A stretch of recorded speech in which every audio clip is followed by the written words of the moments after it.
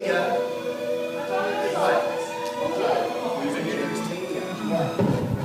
Waking up to ashy dust. I wipe my brow and I sweat my rust. I'm breathing in the chemicals.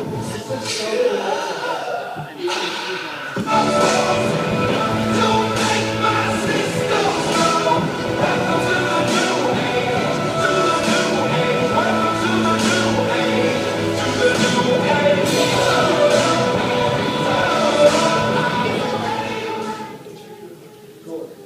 So I don't mean to overplay that song at all. No, it's fine. So, does anyone remember what we're going through right now? Apologetics, yes. Apologetics! Do you guys remember what apologetics is? Defending why you believe. Defending why you believe. Exactly. That is what we're going through. Now, please don't talk too much. My voice is almost gone. So, it's going to be really hard to speak tonight. Everyone talk! Sorry. Yeah. But I want to start out with this thought. Does anyone know what a fallacy is? If anyone has gone to James's classes on Sunday nights, you will know what this is. He's left, but he teaches my talk. Yeah. It's like... Oh, crap. Sorry. Is it like a lie? Kind of. Now, James, for those of you who don't know, James is an elder, or was an elder at our church. He's a great guy. Right now, he's in Florida. At the moment, there are no plans for him to come back because he just moved there, obviously. But hopefully, one day he will come back. And I wanted him to teach you guys on this stuff, but he was living in Florida. So, I am the teacher. So, anyways, I will explain what fallacies are in just a second, but there's two verses I want you guys to think about really quick. One of them is, love the Lord your God with all your heart, with all your soul, and with all your mind. Okay? And that's what we're focusing on in this little series. Okay? Because you are facing a world that is very intellectual. You're facing a world that knows technology better than most of you know it, and they know how to use it against you. Okay? Did you ever hear this? Yeah. You do need to return to them. I don't know what that means. I don't know what that's reference to. But, anyways, you guys, if you guys remember the gospel series, we were talking about sin. Okay? Your brain is in this mode where it's going to find every try and disprove the existence of God. It's just the way it is. The majority of people do not believe in Jesus Christ, even in the United States. Although it says, yeah, we're 90% Christian. It's not true at all. Just because you go to church on Sundays does not make you a Christian any more than standing in a garage makes you a car. So, that's one thing for you guys to think about. You got something? You know you expect that with how the USA should be. Most people say 99% Christian because I'm like every calling is always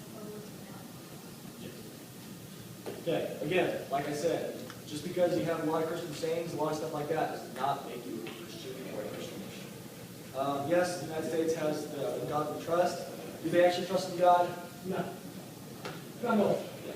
Just look at society right now and believe. The next one I want to read off to you is, I am the way, the truth, and the life. No one comes to the Father except through me. That's from John 14:6. Does anyone know who says it? John. No. Jesus. Jesus. Yes, it was Jesus. Okay, he's talking to his disciples as well as an audience of some people. Okay. The big thing here, though, is you guys are facing a nation and a culture that says every way is the right way. You can be Hindu, you can be Buddhist, you can be Muslim, you can be atheist, you can be agnostic, whatever you want to be. And all these ways are just like paths up a mountain to the exact same thing, which is God, or Nirvana, or whatever you want to call it, but they're all the same thing. That is not true. It is bad, but it's different subject. So, yeah, anyways, this culture is teaching you that every way is the right way and there's no wrong. Just like everyone says, everyone's a winner, there are no losers. That's not true. You know that's not true.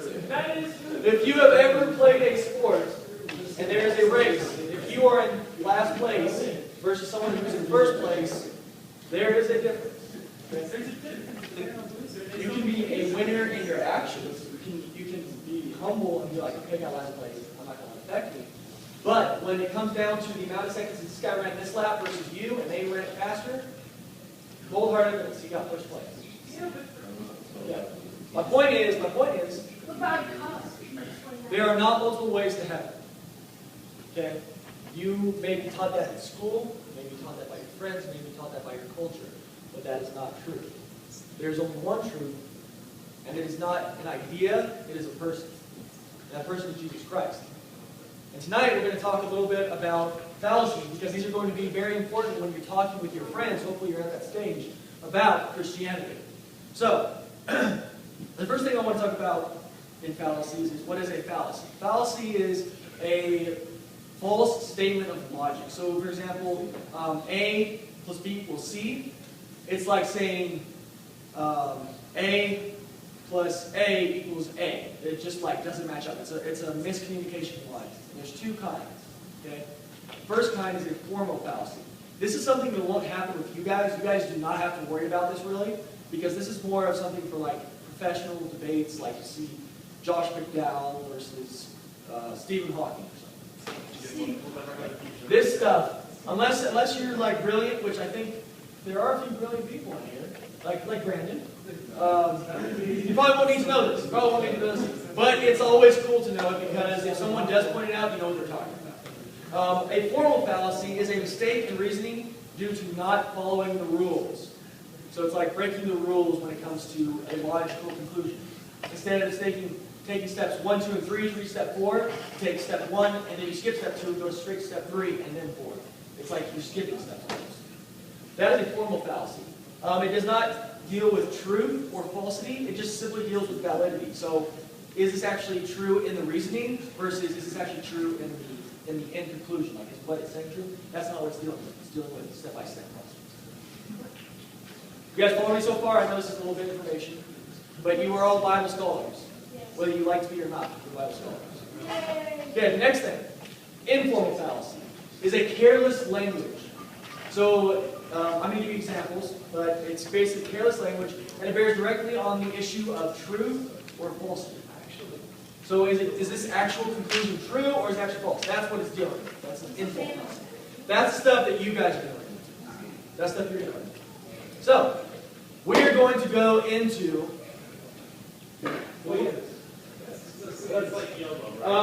So for this, the first one is a loaded language. Does anyone know what loaded language is? Anyone know what loaded language is? It's language is loaded. Yes, but what does it mean? Okay, what is loaded?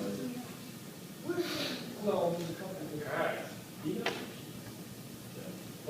give me an example. Give me something. Besides a gun. Don't use guns. That's not. Okay, loaded would be like a heavy weight or something like that. So it's like a heavy weight on a language. So in other words, your words are using emotions to get at this person and not actually using logic to get at the person. Okay, let me give you an example. This is a very common example for people who are concerned with this. You guys will recognize it immediately. Okay, it's murder in cold blood. How could anyone say she has a right to have an abortion? No. Your loaded language is immediately obvious because in the very first sentence you say, it's murder in cold blood. There is no logical statement there, there's simply emotion. So it's loaded language. You give away your logic at the very beginning, simply by putting your emotions into it. Now yes, you can have emotion in your conversations, they're supposed to be emotions. We're humans, not robots. But letting your emotions be the logic is not logic at all. Okay? Do you know why emotions are not probably the best thing to use in logical situations? They always change. Logic is not change. Logic is not change. Okay? Okay. The next thing is equivocation. Equivocation. Okay. So this is when a word changes its meaning. Let me give you an example. Everyone says, she has a good taste, so I would love to nibble her ear. Whoa. Changes its meaning. Okay, she has good taste.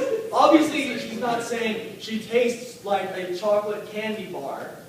He's saying she has good taste in clothes or whatever he's talking about. And then halfway through it changes its meaning.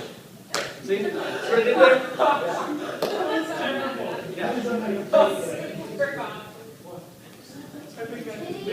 Hopefully you all have clean minds and you're not thinking what you could be thinking.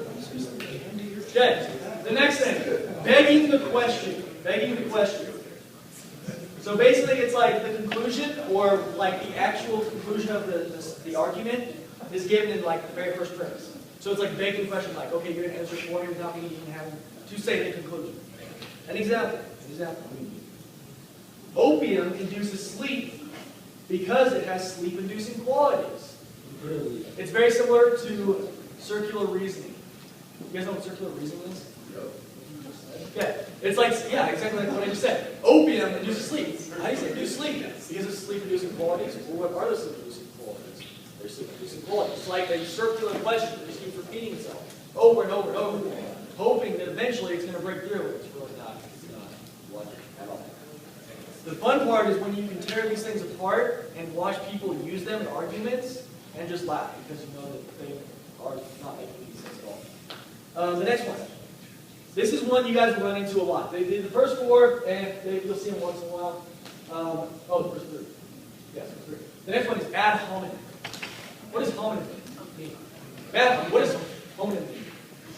Hominin. Hominem. Ad hominem. Does anyone know what it means? I think you were right, Sarah. It's a legume. What?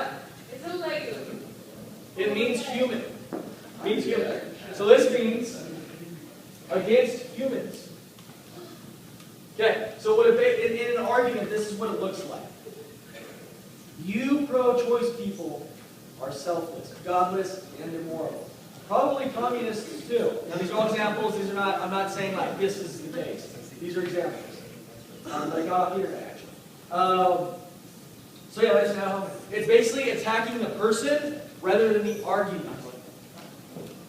So like for example, Ducky, you're a Christian. You are illogical, stupid, and dumb. Therefore, I'm not going to believe Christianity. Does that work? Is that a logical argument? No, it's attacking him, not Christianity. You will see this with a lot of non-Christians when you start to debate them, and eventually they get to a point where they're like, I don't know what else to say, so I'm going to start attacking you. They start. That's when you